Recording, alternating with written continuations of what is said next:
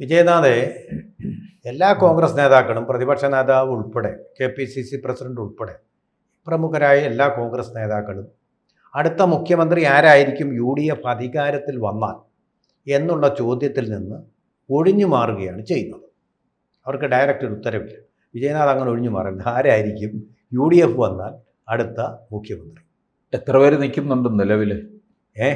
എത്ര പ്രൈമീകാമുകന്മാരെന്ന് പറഞ്ഞാൽ കെ സുധാകരനെ ഒഴിവാക്കി കഴിഞ്ഞാൽ KC വേണുഗോപാലുണ്ട്, തീർച്ചയായിട്ടും PD സതീശനുണ്ട്, ഒന്നായാൽ കൊള്ളാവുന്നുള്ളിൽ മോഹവുമായിട്ട് നടന്ന നമ്മുടെ അദ്ദേഹമുണ്ടല്ലോ, കോന്നിയിലെ MLA ആയിട്ടുള്ള അടൂർ പ്രകാശ്, അദ്ദേഹത്തിനെ നമുക്ക് മാറ്റി നിർത്താം, കാരണം MLA അല്ലല്ലോ.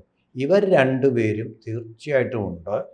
ഒരു തിണ്ണബലമുണ്ട് KC ചെന്നിത്തലയുടെ കാര്യം പറഞ്ഞില്ല. അത് മണ്ണും ചാരി നിന്ന പെണ്ണായിട്ട് അടുത്തതായിട്ട് വരാൻ വേണ്ടിയിട്ട് ആ മണ്ണും ചാരി നിന്ന പെണ്ണാണ് രമേശ്. പോയി, എൻ്റെ എല്ലാ ചാൻസും പോയി.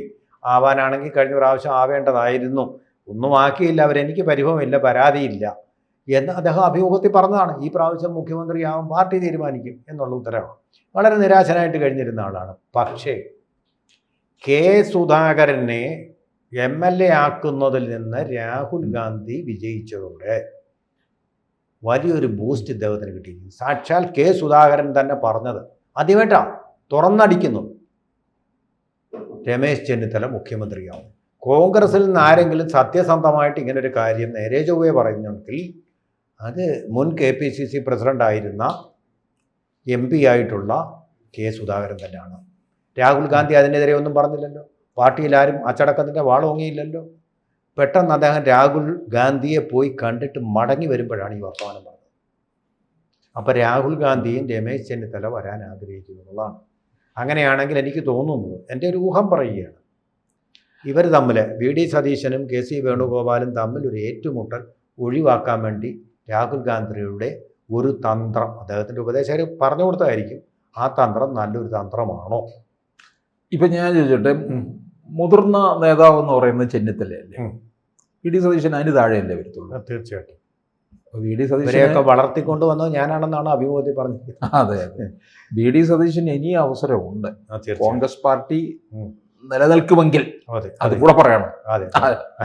ഉണ്ടെങ്കിൽ രമേശ് ചെന്നിത്തലയ്ക്ക് ഇപ്പൊ കൊടുത്തില്ലെങ്കിൽ പിന്നെ എപ്പോൾ കൊടുക്കാൻ? 2031 ഇവിടെ ഭരിക്കാൻ പോകുന്ന LDF UDF ഒന്നും ആയിരിക്കത്തില്ല, BJP ആണ്. അതിനുള്ള ട്രയലാണ് അവരിപ്പോൾ നടത്തിക്കൊണ്ടിരിക്കുന്നത്. 31 BJP പിടിക്കും, നമുക്ക് ഉറപ്പായിട്ടും പറയാം. ഈ ബാക്കി രണ്ട് മുന്നണികളെയും ഇവര് വിഴുങ്ങും. പല ഘടകകക്ഷികളും NDAയിലേക്ക് വരികയും ചെയ്യും. ഇപ്പോൾ രമേശ് ചെന്നിത്തലയെ മുഖ്യമന്ത്രി ആക്കണമെന്ന് പറയുമ്പോൾ ചെന്നിത്തല ജയിക്കുമോ ഹരിപ്പാട്ട് നിന്ന്? ജയിപ്പിക്കാൻ വേണ്ടി കൂടെ ആയിരിക്കും അത് പറഞ്ഞതെന്ന് എനിക്ക്. 2021 13,666 വോട്ടിന്റെ ഭൂരിപക്ഷത്തിൽ വിജയിച്ചു. ആയിക്കൊള്ളട്ടെ, രമേശ് ചെന്നിത്തലയെ തോപ്പിക്കാനായിട്ട് ആരെങ്കിലും ശ്രമിച്ചാലോ? കോൺഗ്രസ്സുകാരാണ്, പാലം വലിക്കാൻ അക്കാര്യത്തിൽ ഡോക്ടറേറ്റ് ഉള്ളവരാണ്. വേറൊരു കാര്യം പറയാം, രമേശ് ചെന്നിത്തല ഇന്നു വരെ RSSനെതിരെ ഒരു വാക്കും പറഞ്ഞിട്ടില്ല. ഒരു ദേശീയ നേതാവ് ഒരിക്കലും പറഞ്ഞിട്ടില്ല. RSSനെതിരെ ഒരു വാക്കും പറയാതെ RSSന്റെ പിന്തുണ പലപ്പോഴും അദ്ദേഹത്തിന് കിട്ടാം. അപ്പോൾ എനിക്ക് സംശയമുണ്ട്, ഈ ചെങ്ങന്നൂരിൽ നിന്ന് സന്ദീപ് വാചസ്പതിയെ ഹരിപ്പാട്ടേക്ക് കൊണ്ടുപോയതിൽ എന്തെങ്കിലും നീക്കമുണ്ട്?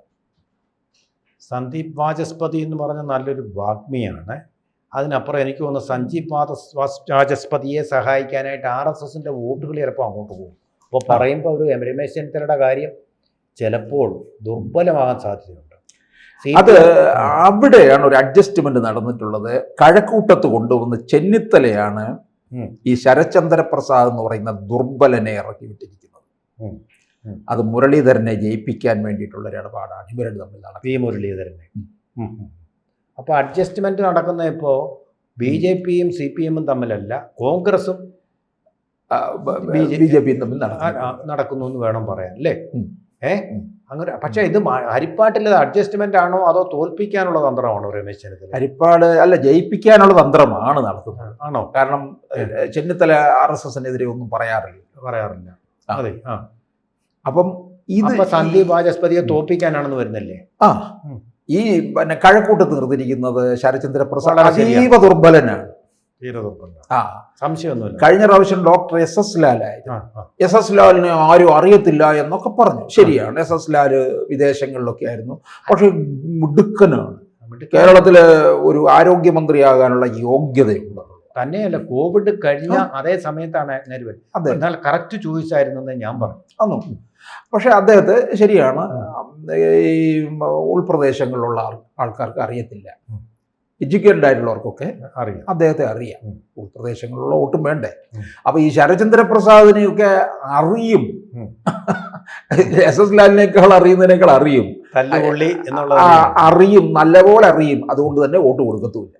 നല്ലപോലെ അറിയാവുന്ന ആളാണ്. അതുകൊണ്ട് തന്നെയാണ് ചെന്നിത്തല ഇങ്ങോട്ടേക്ക് ചെന്നിത്തലയുടെ നിർബന്ധത്തിൽ വിട്ടുകൊടുത്തിരിക്കുന്നത്. മുരളീധരനെ ജയിപ്പിക്കണം, അതിനുവേണ്ടിയുള്ള നീക്കമാണ് നടക്കുന്നത്. അപ്പൊ അത് തമ്മിലൊരു അഡ്ജസ്റ്റ്മെന്റ് ആണ്. ഇത് വട്ടിയൂർക്കാവിലും നിയമത്തിലും ഉണ്ടെന്ന് പറയുന്നുണ്ട്. അത് നമുക്ക് വേറൊരു വീഡിയോയിലൂടെ പറയാം. അപ്പൊ ഈ ശരിക്കും പറഞ്ഞു കഴിഞ്ഞാൽ ഈ ചെന്നിത്തല, എനിക്ക് പക്ഷെ ചെന്നിത്തല ജയിച്ചു വന്നാലുണ്ടല്ലോ മുഖ്യമന്ത്രി ആകുന്നു.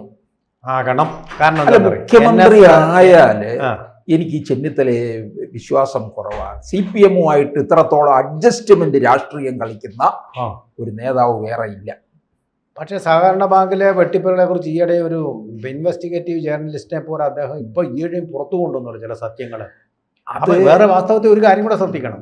രമേശ് ചെന്നിത്തല ഒന്നും പ്രതിപക്ഷ നേതാവ് സ്ഥാനത്ത് നിന്ന് പോയി കിട്ടാൻ മതി എന്നായിരുന്നു പിണറായി വിജയന്റെ നേരത്തെ. നല്ലപോലെ വെള്ളം കുടിച്ചു. സ്പ്രിംഗ്ലർ അഴിമതി പുറത്തു കൊണ്ടുവന്നില്ല. TP ചന്ദ്രശേഖരൻ അവിടൊക്കെ ഒരു അഡ്ജസ്റ്റ്മെന്റ് നടത്തിയിട്ടില്ല. ചെന്നിത്തല ആഭ്യന്തരമന്ത്രിയായിട്ടിരുന്ന സമയം. അതിനു മുമ്പ് ആരായിരുന്നു? തിരുവഞ്ചൂര് വളരെ സ്ട്രോങ് ആയിട്ട് കാര്യങ്ങൾ എടുത്തിരുന്നു. നിങ്ങളുടെ ആത്മ ഓർക്കുന്നില്ല അദ്ദേഹത്തിന്റെ ഒരു വാക്യം, ഊരി വെച്ച വാളുകൾ ഉറയിലിടൂ. കളിയൊന്നും ഇങ്ങോട്ടുണ്ടോ? പാർട്ടി ഗ്രാമത്തിൽ കയറിയാണ് പോലീസ് അന്വേഷണം നടത്തി പിടിച്ചത്. അപ്പോഴാണ് ആ പാർട്ടി ഗ്രാമത്തിൽ കയറാൻ ഒരു ആഭ്യന്തരമന്ത്രിയും തയ്യാറാവത്തില്ലായിരുന്നു UDF-ന്റെ. അവിടെയാണ് തിരുവഞ്ചൂര് നല്ലൊരു അങ്ങനെയൊന്നും വഴങ്ങിക്കൊടുക്കുന്നതല്ല, സൗമ്യമായിട്ട് ബി ഫെയർ ആൻഡ് ഫെയർ ആ നിലപാടെടുക്കുന്ന ആളാണ് തിരുവഞ്ചൂർ. പക്ഷെ ചെന്നിത്തല വന്ന അതിൽ ഇച്ചിരി വെള്ളമൊക്കെയാണ് ഉയർത്തു. ഇനി ചെന്നിത്തല മുഖ്യമന്ത്രി ആയില്ല എങ്കിലോ, UDF അധികാരത്തിൽ വരുന്നു, ചെന്നിത്തല മുഖ്യമന്ത്രി ആയില്ലെങ്കിൽ ചെന്നിത്തല പിന്നെ ഇനി എന്നാകും? ചെന്നിത്തലയ്ക്ക് വയസ്സ് ഇപ്പൊ എത്രയായി? അതെ, 70 വയസ്സിന് മുകളിലായിട്ടുണ്ട്. 75 വയസ്സിലും എന്നെക്കാളിലൊക്കെ സീനിയർ ആയിട്ട് പന്തളം കോളേജിലൊക്കെ അദ്ദേഹം വിദ്യാർത്ഥി പ്രസ്ഥാനവുമായിട്ട് വന്നു. പന്തളം സുധാകരന്റെ ഒക്കെ സമകാലികനാണ്. അപ്പൊ ഇപ്പൊ ആയില്ലെങ്കിൽ പിന്നെ 2031 2031 ഞാൻ നേരത്തെ പറഞ്ഞല്ലോ, കേരളം ഭരിക്കുന്ന വേറെ. അല്ലെങ്കിൽ അദ്ദേഹം BJP-യിലേക്ക് വരണം. അതാ ഞാൻ പറഞ്ഞു വരുന്നത്. കോൺഗ്രസിനകത്ത് വല്ലതൊക്കെ സംഭവിക്കും രമേശ് ചെന്നിത്തല മുഖ്യമന്ത്രി ആയില്ലെങ്കിൽ. പല പ്രധാനപ്പെട്ട കക്ഷികളും BJP-യിലേക്ക്. രമേശ് ചെന്നിത്തല അങ്ങോട്ട് ചെന്നാൽ കാർപ്പറ്റ് വിരിച്ചു കൊടുക്കും അല്ലെ? BJP-യിലോട്ട് ചെന്നാ ഉറപ്പല്ലേ? ഒന്നുമല്ല, ഗവർണർ സ്ഥാനമെങ്കിലും കൊടുക്കും. അത്രയ്ക്ക് പ്രായമാകുമോ? കുറച്ചുകൂടെ കാത്തിരിക്കാം. ഗവർണറാകുന്നതിന് പ്രായം, ഇത്ര പ്രായത്തിലെത്തിയാലേ ഗവർണർ ആകുന്നില്ല. ഈ പാർട്ടിക്ക് വേണ്ടി ഊർജ്ജം ചെലവാക്കാൻ പറ്റാത്തൊരവസ്ഥയിലാണ് സാധാരണഗതിയിൽ. പക്ഷെ പറഞ്ഞിട്ട് കാര്യമല്ല, പറഞ്ഞത് വിജയനാഥ് പറഞ്ഞത് ശരി. കുമ്മനം രാജശേഖരൻ ഗവർണറായിട്ട് തിരിച്ച് ഇപ്പൊ സ്ഥാനാർത്ഥിയായില്ലേ? അങ്ങനെ വരാം, അങ്ങനെ തിരിച്ചു വരാം. കുമ്മനം പിന്നെ ഒരു സ്വാത്വികനാണ്, വളരെ ആരോഗ്യത്തോടു കൂടി ഓടി നടക്കുന്ന ആളാണ്. അതെ. അപ്പം ഈ ചെന്നിത്തല എന്തെങ്കിലും കടുങ്കൈ ചെയ്യും, ഉറപ്പാണ്. BJP-യിലേക്ക് പോകാന്ന് പറയുന്ന ഇപ്പൊ അദ്ദേഹത്തിന്റെ തെരഞ്ഞെടുപ്പ് പ്രചാരണ വേളയിലുള്ള ചിത്രങ്ങളും ഒക്കെ വീഡിയോകളും ഒക്കെ കണ്ടിട്ടുണ്ടോ? വലിയ സമ്മർദ്ദത്തിലാണ് നിൽക്കുന്നത് കേട്ടോ. കാരണം എന്ന് പറഞ്ഞാൽ ആ രാഹുൽ ഗാന്ധിയുടെ ചെവി കടിച്ചു പറിച്ചുകൊണ്ടിരിക്കുന്ന ഒരു ഹൈ കമാൻഡ് ഉണ്ടല്ലോ അവിടെ, KC വേണുഗോപാൽ. ഈ സാധനത്തെ കെട്ടിയിറക്കും. KC വേണുഗോപാൽ ഒന്നാം തരം കണ്ണിങ് അല്ലേ? വളരെ കണ്ണിങ്ങാണ്, കള്ളനാണ്, പറയാതിരിക്കാൻ. ഇവിടുത്തെ മുഖ്യമന്ത്രി ആയി കഴിഞ്ഞാൽ വലിയ കുഴപ്പങ്ങളായിരിക്കും. അതെ, CPM-കാർക്ക് ഒന്നുകൂടെ വളരാൻ പറ്റുന്ന അവസരവുമായി. രാഹുൽ ഗാന്ധിയെ കൊണ്ട് കുഴി ചടിച്ച മഹാനാണ്. ഈ രാഹുൽ ഗാന്ധി തീരുമാനം എടുക്കുന്നതിൽ എന്തെങ്കിലും പക്വത വല്ലതും കാണിക്കും. ഇന്നലേക്ക് ആ പുതുപ്പള്ളിയിൽ അവിടെയൊക്കെ കടന്ന് കാണിച്ച് ഒരു സൈക്കിളും എടുത്ത് കാണിക്കുന്ന കോപ്രായം കണ്ടാൽ പണ്ട് വന്നാൽ വെള്ളത്തിൽ ചാടുമായിരുന്നു, പൊറോട്ട അടിക്കാൻ കയറുമായിരുന്നു, സൈക്കിളും എടുത്തോണ്ട് ഇളിച്ചോണ്ട് പോവുക. കോമാളിയായിട്ടാണോ വരുന്നത്? കോമാളി അയാളല്ല, പിഷാരടിയല്ല, അതിനെക്കാട്ടി വലിയ കോമാളി എന്തും തന്നെയല്ല. അത് ആരെ ട്രാൻസ്ലേറ്റ് ചെയ്താരാ? ഒരു പറയുന്നതിനൊരു പക്വതയുടെ ശബ്ദം വേണ്ടേ? ചുമ്മാ കോമഡി പോലെയുള്ള ഒരു ട്രാൻസ്ലേഷൻ. അപ്പൊ നമുക്ക് ഒരു സീനിയോറിറ്റിയും പിന്നെ രാഷ്ട്രീയ പരിചയവും ഒക്കെ വെച്ച് നോക്കുമ്പോൾ ചെന്നിത്തല യോഗ്യനാണ്. NSS പറഞ്ഞിട്ടുണ്ട് വെള്ളാപ്പള്ളി ഒരുപോലെ ചോയ്സ് ആക്കുന്ന ഒരു നായരാണ്. വെള്ളാപ്പള്ളി അംഗീകരിച്ച നായരാണ് ആര്? ചെന്നിത്തല. അപൂർവമാണ്. അപ്പൊ എനിക്ക് തോന്നുന്നു നല്ല ഒരു ഈഴവനെ മുഖ്യമന്ത്രിയാക്കാൻ വെള്ളാപ്പള്ളി പറയുന്നില്ല. അതിന് പകരം രമേശ് ചെന്നിത്തല. ഈഴവരിൽ ആരുണ്ട് മുഖ്യമന്ത്രി ആക്കാൻ ഉണ്ടെങ്കിൽ? കാരണം എന്താണെന്നറിയോ? സമുദായ നേതാക്കളുമായിട്ട് കരുണാകരൻ നടത്തിയതുപോലുള്ള ബന്ധം തുടരുന്നതാണ്.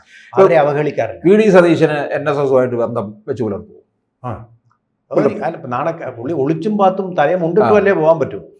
ഇപ്പൊ എനിക്ക് തോന്നുന്നു നല്ല നായര് ചെന്നിത്തലയാണ് അല്ലേ? ചെന്നിത്തലയാണ് നല്ല നായരായിട്ട് അംഗീകരിച്ചിട്ടുള്ളത്.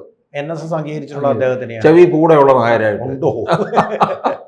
അതുപോലെ തന്നെ പിന്നെ ഇദ്ദേഹം മുഖ്യമന്ത്രി ആവുകയാണെങ്കിൽ കാര്യങ്ങളൊക്കെ കുറച്ചുകൂടി അഡ്ജസ്റ്റ്മെന്റ് രാഷ്ട്രീയത്തിലും പോകും. വലിയ ബഹളം കോൺഗ്രസ് BJP ആയിട്ടും അഡ്ജസ്റ്റ് ചെയ്യും, ഇയാൾ കോൺഗ്രസുമായിട്ട് അഡ്ജസ്റ്റ് ചെയ്യും. വലിയ ബഹളത്തിനൊന്നും പോകത്തില്ല. VD സതീശനാണെങ്കിൽ കുഴപ്പമുണ്ടാവുന്ന ഉറപ്പാണ്. അപ്പം ചെന്നിത്തല എന്തായാലും വലിയൊരു പിന്നെ ടെൻഷനിൽ ഇങ്ങനെ കഴിയുകയാണ്. അതിന്റെ ടെൻഷൻ മാറി കെ സുധാകരൻ കൂടെ പിന്തുണച്ചോടെ ഇപ്പൊ വരുന്ന സംഭവം UDF എങ്ങാണോ അധികാരത്തിൽ വന്നില്ലെങ്കിൽ ഇവർക്കൊക്കെ കൂട്ടത്തോടെ ഹാർട്ട് അറ്റാക്ക് ഉണ്ടാകും എനിക്ക് തോന്നുന്നു കോൺഗ്രസ്സുകാർക്ക്. ഇനിയിപ്പോ UDF ആണ് നിരീക്ഷകനായിട്ട് വരുന്ന. UDF ആണെങ്കിൽ കേന്ദ്രത്തിൽ നിന്ന് ഒരു നിരീക്ഷകൻ വരും.